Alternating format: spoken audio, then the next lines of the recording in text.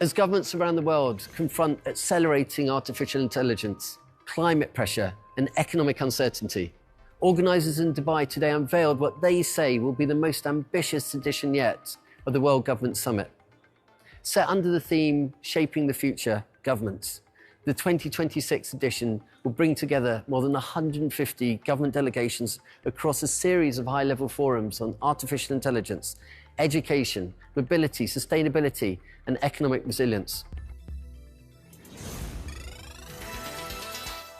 Organisers say that this edition reflects a world under strain and a growing belief that the challenges ahead cannot be solved in isolation. The main and sole intention of the World Government Summit is to shape a better future for humanity. And that cannot be achieved without the participation, of course, of the governments, of the private sector, of the leaders and the technologists who are building tomorrow's technologies. Discussing these topics at the platform on issues that we believe are far ahead in the future is what we are trying to do. We are bringing and accelerating these discussions to happen today in order to avoid the consequences if we do not take these decisions right now and not in the future. Beyond scale, organisers argue that the summit's impact lies in what happens after the debates end. The World Government Summit over the years became the largest school of governments. Governments come here to learn, to listen, to hear, to share best practices. But it's not only that. If you stop there, there is no continuation of that equation. We have seen some of the discussions that happened at the summit in previous years materializes now and becoming a reality that citizens will utilize and benefit from. For the first time, it will also host the World Laureate Summit, placing Nobel Prize winners and leading scientists directly into policy debates. Organisers say the aim is to move beyond talk, creating a platform where political leaders, industry and evidence come together at a moment when global systems are under growing strain. The goal is to narrow the gap between discovery and decision and to bring evidence into rooms where policy is shaped. The intersection between science and governance was always overseen, and scientists will sit on their labs, conduct their research, but when it comes to implementation, they struggle with convincing everyone that this is the new reality. What we saw at the World Government Summit over the years, we have hosted a couple of Nobel laureates, some scientists who really inspired governments to perform even policy reforms in order to avoid some issues that might arise in the future.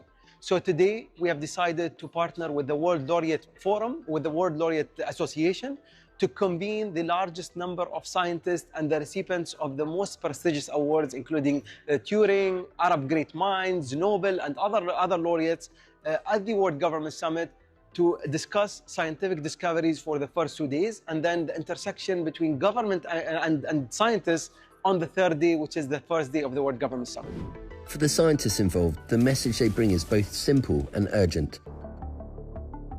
The two most important messages I wish to convey: first, basic science as the foundation of the modern economy, responsible for its growth and its continued development.